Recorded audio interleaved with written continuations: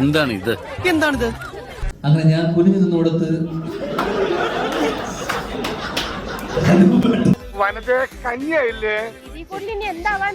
എന്റെ തോളത്ത് ചാരി വെച്ചിട്ട് അനുവേട്ടൻ എഴുതിയൊരു സ്ക്രിപ്റ്റ് ഉണ്ട് ആ ഷൂട്ടിനിടയിൽ. സംഘടന തുടങ്ങിയിട്ട് കുറച്ചു നേരമായി. ഞാൻ കുറച്ച് ലേറ്റ് ആയി പോയി. ഇടക്കിടക്ക് എന്റെ കയ്യിൽ നിന്ന് 2-3 പേപ്പർ വാങ്ങിക്കും. ചെരിഞ്ഞു നിക്കടാ, കുനിഞ്ഞു നിക്കടാ എന്ന് പറയും. അങ്ങനെ ഞാൻ കുനിഞ്ഞു നിന്നോടത്ത് ഇനിയും കേൾക്കാനുള്ള മുസ്ലിം പോർ ഇദ്ദേഹത്തിനില്ല. അയ്യോ, കഥ അവൻ അങ്ങനെ ആക്കിയല്ലേ. എഴുതിയ സ്ക്രിപ്റ്റാണ്. ഇത് വടി കൊടുത്ത് അടി വാങ്ങുന്ന പരിപാടിയാണല്ലോ ബാബു. അതിന്റെ പാടുകൾ. എന്റെ പൈസ പോയി. ഇപ്പൊ നാട്ടുകാരുടെ മുമ്പിൽ ഞാൻ തട്ടിപ്പുകാരനും ബ്ലൈഡ് മാഫിയക്കാരനുമായി.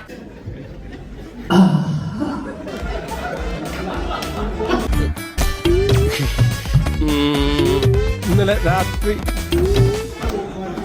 ആ സിനിമയാണ്.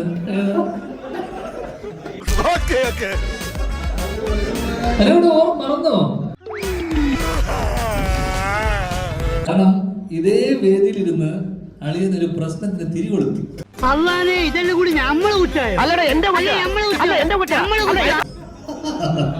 അതെങ്ങനെയെങ്കിലും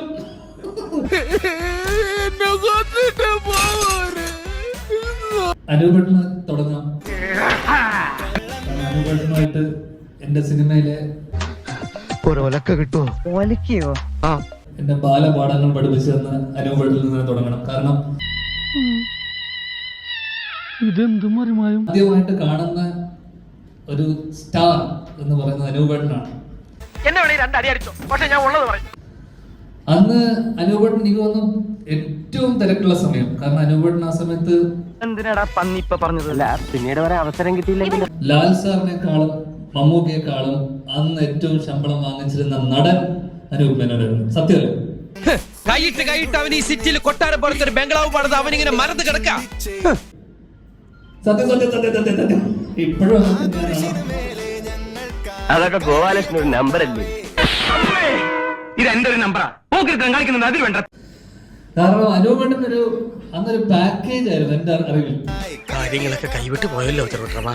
കാരണം റൈറ്റിംഗ് പ്ലസ് അതൊക്കെ എല്ലാവർക്കും അറിയാവുന്ന കാര്യമാണ്.